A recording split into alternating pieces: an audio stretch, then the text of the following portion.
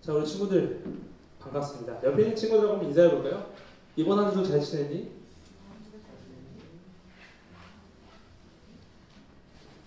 우리 지문 친구들 벌써 봤어요? 일주일에 한 번 보는 거죠? 일주일에 한 번. 아, 네 번 봐요? 그러니까 인사 안 하지. 안 반가우니까. 자, 우리 친구들 이번 한 주 다 잘 지냈어요? 학교 갔다 온 친구들도 있고 또 열심히 공부한 친구들도 있을 것이라 생각을 하고 또 각자의 방법으로 방학을 잘 보내고 있으리라 저는 생각을 합니다. 자, 이번 주에는 설날이 있어요. 알죠? 근데 이제 뭐 가족들 만나기엔 좀 어려움이 있지만 근데 우리 친구들이 뭐 빨간 날이라고 해서 뭐 우리가 세웠던 신앙의 계획들이 뭐 안 지킨다거나 잠시 쉰다거나 그러지 않았으면 좋겠습니다. 이번 한 주도 우리 친구들이 세웠던 그 신앙의 계획들을 잘 지켜서 행할 수 있는 청소년부 친구들이 되기를 원합니다. 자, 우리가 저번 주 어디까지 말씀 봤었죠? 기억하는 사람. 저번 주 말씀. 사무엘이.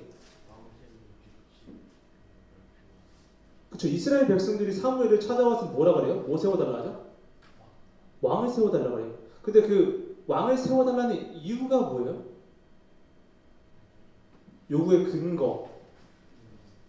사무엘 당신이 늙었고 당신의 아들들의 행실이 올바르지 않고 또 더 나아가서 지금 블레셋과의 전쟁에서 진 이유가 왕이 없었기 때문이야 라며 왕을 세워달라고 사무엘에게 요구했어요.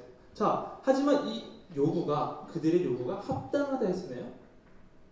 합당한가요? 자, 이스라엘 백성들은 애굽에서 나왔을 때부터 눈에 보이는 지도자를 원했어요. 그렇기 때문에 이스라엘 백성들이 지금 이렇게 사무엘이 뭐 당신이 늙었다 그리고 당신의 아들들의 행실이 올바르지 않다 라면서 지금 왕을 요구하고 있는 것은 핑계고 변명에 불과하다 라고 이야기를 했었습니다. 자, 계속 백성들이 이렇게 왕을 요구하니까 사무엘이 뭐라고 말하죠? 만약에 왕이 세워지면은 너희 그리고 너희의 자녀들이 왕의 군대로 그리고 또 왕을 위해 요리하는 자로 온갖 힘든 일들을 겪게 될 거야 라고 말했을 때 이스라엘 백성들이 거기까지는 생각 못했네. 혹시 그러면은 왕 세워달라는 얘기 취소해 주세요 라고 했었나요? 아니죠. 그들은 끝까지 그래도 우리에게 왕이 있어야겠습니다. 왕을 세워주세요 라고 했었습니다. 이것이 여기까지가 우리가 저번 주에 함께 봤던 말씀이에요. 자, 오늘 말씀은 우리가 잘 알고 있는 것처럼 이스라엘의 왕이 세워져요. 첫 번째 왕이 누구죠? 사울. 자, 오늘 우리가 함께 본 말씀은 이미 사울이 왕으로 세워진 이후의 말씀이에요.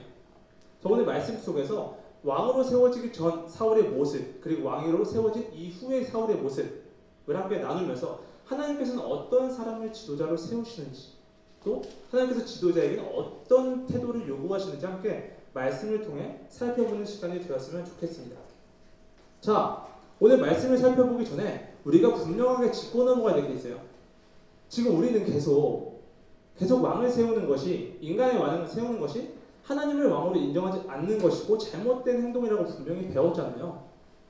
근데 하나님께서는 왕을 어쨌든 세워주기로 결정하셨어요. 그렇다면 하나님께서는 왕이 이스라엘 백성들이 필요하기 때문에 세워주신 걸까요? 생각해보니까 왕은 뭐 있어도 괜찮은 것 같아 라고 생각하셨기 때문에 왕을 세워주셨을까요? 어떻게 생각해요? 하나님께서는 그들의 요구가 타당하다 생각하기 때문에 왕을 세워주신 것이 아니에요. 자, 우리 친구들이 그런 경험이 있을지 모르겠는데 전도사님은 가끔 그런 경험이 있어요. 어떤 경우냐면 진짜 전도사님 뭐 우리 청소년부 친구들, 중1 친구들 말고 뭐 나머지 친구들을 알 텐데 전도사님이 동생이랑 그렇게 많이 싸웠어요. 정말로. 자는 시간을 제외하고는 밥 먹는 시간, 뭐 컴퓨터 게임하는 시간 정말 뭐 장소와 때를 가리지 않고 싸웠어요. 근데 그렇게 맨날 싸우다 보니까 이제 부모님께서도 이제 뭐 혼내고 또 혼내다가 이제 그냥 내버려 주신 적이 있어요. 포기하신 거죠. 그때 부모님께서 우리 이제 동생과 저가 싸우는데 부모님께서 내버려 주셨어요. 그럼 그때 갑자기 저랑 동생이 화해를 할까요? 생각해보니까 동생아 미안하다. 내가 잘못했네. 사과를 했겠어요? 부모님이 내버려 주시니까 지 이때다 치고받고 싸웠죠. 엄청. 자, 그 일을 통해서 그렇게 싸우고 나서 보면은 상처받는 사람이 누구예요? 상처가 생기고 받는 사람. 그쵸? 물론 부모님께서도 마음 아파하시죠. 근데 정말 이 싸움을 통해서 피해받는 사람은 전도사님과 전도사님 동생이에요. 마찬가지로 지금 이스라엘 백성들 가운데 하나님께서 왕을 세우시기로 결정하신 것은 뭐 그들이 왕을 세워달라는 요구가 타당해서도 아니고 왕을 세우는 것이 좋아 보이기 때문도 아니라 그냥 그들이 늘 항상 눈에 보이는 지도자를 원했기 때문에 그냥 내버려 두신 거예요. 자, 그렇게 그 세워진 왕이 사울이라는 왕입니다. 자, 오늘 읽은 말씀은 이미 왕이 세워진 이후의 말씀이지만, 자, 사울이 왕으로 세워지기 전에 사울이 뭐라고 말하고 있을까요? 사울이 어떤 사람인지 아는 사람?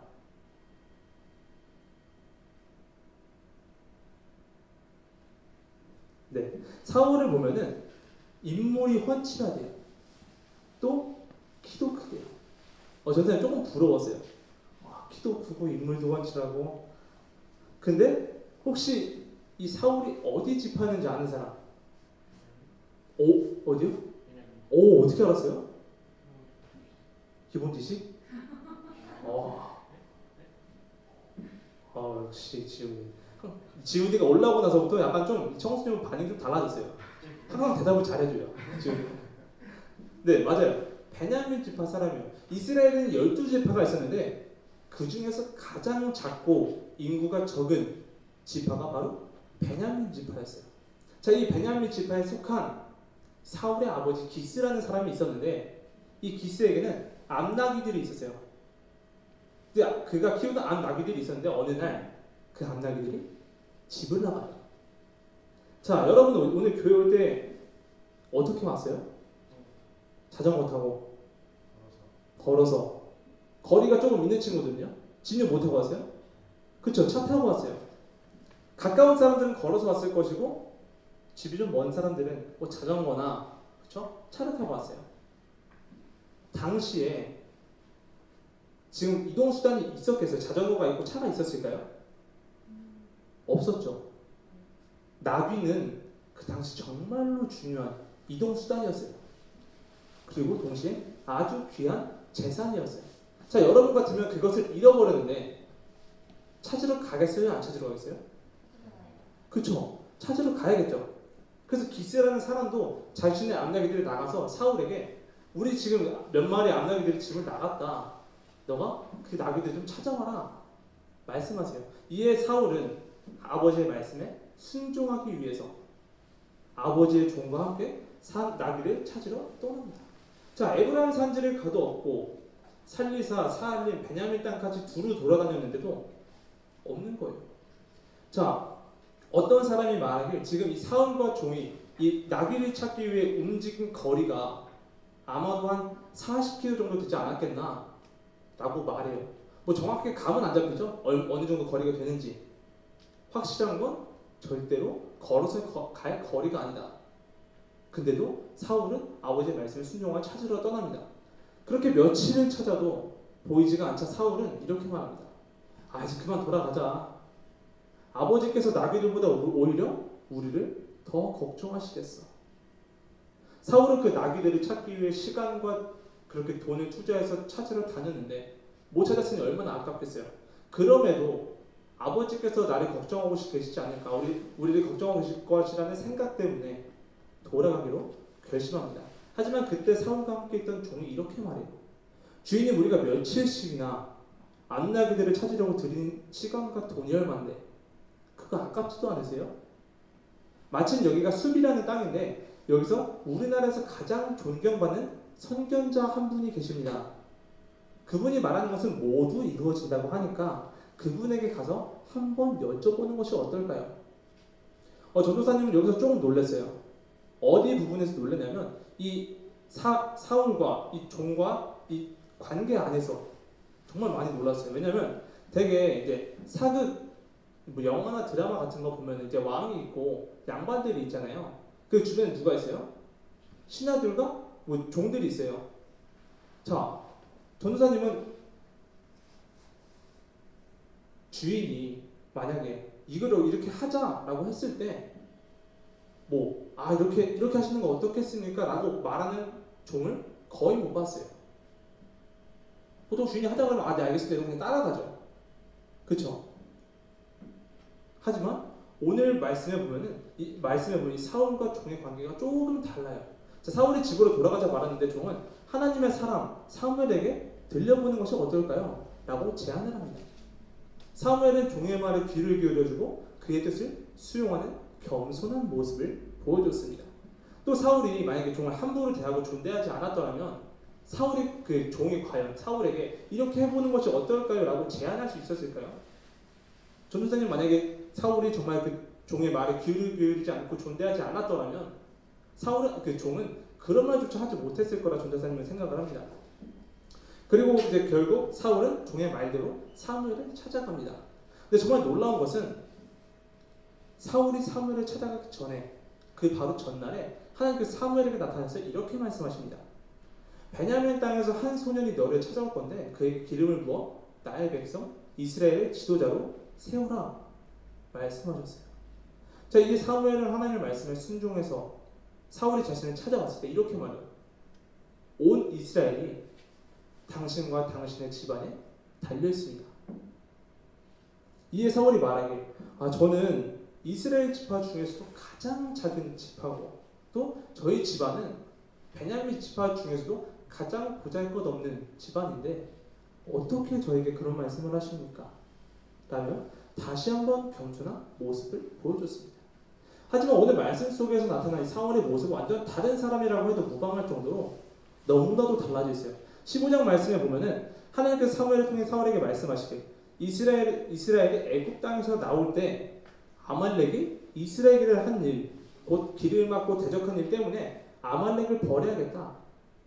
너는 이제 가서 아말렉을 쳐라. 그들에게 있는 모든 소유를 남기지 말고 전멸시켜라. 남자와 여자, 어린아이와 젖먹는 아이뿐만 아니라 낙타와 나귀까지 무엇이든지 가릴 것 없이 죽여라 라고 말씀을 하셨어요. 하나님께서는 그 아말렉의 나라를 벌하시기 위해 그 나라의 모든 것 남녀노소 할 것 없이 그리고 나귀의 모든 것들 모든 짐승들을 죽이라고 명령하셨는데 사울이 어떻게 행동했을까요? 우리 함께 8절과 9절 말씀 함께 읽어보겠습니다. 시작. 아말렉 사람의 왕 아각을 사로잡고 칼날로 그의 모든 백성을 진멸하였으되 사울과 백성이 아각과 그의 양과 소의 가장 좋은 것 또는 기름진 것과 어린 양과 모든 것을 남기고 진멸하기를 즐겨 아니하고 가치 없이 하찮은 것은 진멸하니라. 자, 여기서 사울이 살려서 가져온 것이 뭐였죠? 사울이 살려서 데려온 것 모두 죽이라고 명령하셨는데 8절에 보면은 아말렉의 왕 아각 왕을 사로잡았다. 살려서 데려온 거예요. 그리고 또 9절에 보면은 가장 기름지고 좋아 보이는 짐승들을 아깝게 여겨서 진멸하지 않고 데려왔습니다. 자, 그러고는 사울이 사무엘에게 한다는 말이 제가 주님의 말씀대로 다 순종했습니다. 라고 자신의 순종을 자랑했어요. 자, 여러분들이 보기에 사울이 순종했어요? 불순종했어요? 그렇죠? 불순종했어요. 하나님께서 모든 것들을 다 죽이라고 말씀하셨는데 지금 왕과 짐승들을 데려왔잖아요. 자, 그래서 사무엘이 물어요. 지금 내 귀에 들리는 이 양떼의 소리와 소떼의 소리는 무엇입니까? 사울이 대답하기에 이것은 우리 군인들이 하나님께 제사하기 위해 가장 좋은 것들을 가져왔습니다. 그리고 나머지는 진짜 하나님의 말씀대로 죽였습니다. 사울이 생각하기에 아마 하나님께서도 제사하기 위해 가져왔다고 말씀드리면 이 정도 불순종은 용서해 주실 거야. 아마 하나님께서 이 좋은 것들을 제사로 받고 나시면 제물로 받고 나시면 생각이 달라지실 거야 라고 생각했던 것 같습니다. 사랑하는 청소년 부친구도 오늘 말씀에 우리는 사울이 왕이 되기 전의 모습과 왕이 된 이후의 모습을 봤습니다. 자, 왕이 되기 전 사울의 모습에서 볼 수 있었던 것은 순종과 겸손의 마음이에요. 자, 암나귀를 찾아오라는 아버지의 명령 말씀에 순종함으로 불만불평하지 않고 몇 날 며칠을 걸려 그 먼 곳을 헤매며 그 암나귀를 찾아 나섰습니다. 또 종의 말에 귀를 기울여 그 사무엘 앞까지 갈 수 있었습니다. 또 사무엘 앞에서 또 뭐라고 말하죠? 자신이 베냐민 지파, 자신은 지파 중에서도 가장 약한 베냐민 지파고 또 그 집안 중 그 베냐민 지파에서도 가장 보잘것없는 집안이라 자신을 겸손하게 낮추며 겸손한 모습을 보여줬습니다. 하지만 사울이 어땠죠? 왕이 된 이후의 사울의 모습, 하나님 말씀에 순종하기는커녕 자신의 생각에 옳은 대로 행동하기 시작합니다. 아말렉 왕을 산채로 데려와서 그 백성들 앞에서 내가 이 정도 권력 있는 사람이다, 내가 이 정도 힘 있는 사람이다 자랑하게 해봤고, 또 자신이 가져온 그 가축들이 백성들이 가져온 것이라고 핑계대며 그 자신의 책임을 전가하게 봐봤습니다. 그러고는 한다는 듯이 자신의 아무 행동에 문제가 없다는 듯 사무엘 앞에 자신이 모든 것에 순종했다고 말했습니다. 자, 우리 친구들에게 다시 한번 물어볼게요. 사울이 순종했나요? 불순종했나요? 어느 정도는 순종했고 어느 정도는 불순종한 거죠. 그렇죠? 자, 성경에서 이런 사울의 행동을 보고 뭐라고 말씀하실까요? 하나님의 목소리에 청종하지 않았다. 또 하나님의 말씀을 버렸다 라고 이야기합니다. 아마도 사울은 다 하나님께서 죽이라고 명령하시지만 좋은 짐승들로 예배를 드리면, 제사를 드리면 하나님께서 좋아하실 거야 라고 생각했고 자신의 생각에 옳은 대로 행동하기 시작했습니다. 제가 우리 친구들에게 바라는 것은 겸손한 마음과 바로 순종하는 태도예요. 자, 겸손과 순종은 떨어질래야 떨어질 수가 없어요. 겸손이 없이는 순종할 수 없고 순종이 없이는 겸손할 수가 없습니다. 자, 겸손한 사울은 아버지의 말씀에 귀를 기울일 줄 알았고 순종함으로 나귀를 찾으러 떠났습니다. 또 겸손한 사울은 종의 말에 귀를 기울여 하나님의 사람 사무엘에게까지 갈 수 있었어요. 다시 말해서 하나님께서 이 사울의 겸손함 그리고 순종의 태도를 통해서 사무엘에게까지 인도하셨고 그를 지도자로 세우셨습니다. 자, 나이가 많았던 사무엘 또한 비록 어린아이일지라도 이 사울을 왕으로 대접했고 하나님께서 세우신 지도자 앞에서 겸손함을 보여줬습니다. 우리 함께 22절 말씀 함께 읽어볼까요? 시작. 사무엘이 이르되 여호와께서 번제와 다른 제사를 그의 목소리를 청종하는 것을 좋아하신 같이 같고 이름보다 나으니. 저를 포함한 우리 친구들이 나의 행동들을 되돌아보면서 다 순종하지 못한 적이 없지 않을까? 또 하나님의 말씀이 아니라 내 방법대로 내 생각대로 행하면서 나는 하나님 앞에 순종하고 있다고 착각하고 있지는 않은가? 예배를 드리면 말씀도 읽지만 내가 하나님 말씀에 순종이 없지 않은가? 깊이 고민해보고 생각해보고 하나님 앞에서 겸손한 마음과 순종의 태도를 드러낼 수 있는, 나타낼 수 있는 우리 청소년부 친구들이 되기를 소망합니다. 그러면 정말 하나님께서 보잘것없고 정말 아무것도 없는 사울, 이 작은 자의 겸손함과 순종의 태도를 보시고는 한 나라의 지도자를 삼으셨던 것처럼 우리 친구들도 겸손함과 늘 순종함으로 하나님께서 귀하게 사용하시는 지도자로 세워지기를 간절히 원합니다.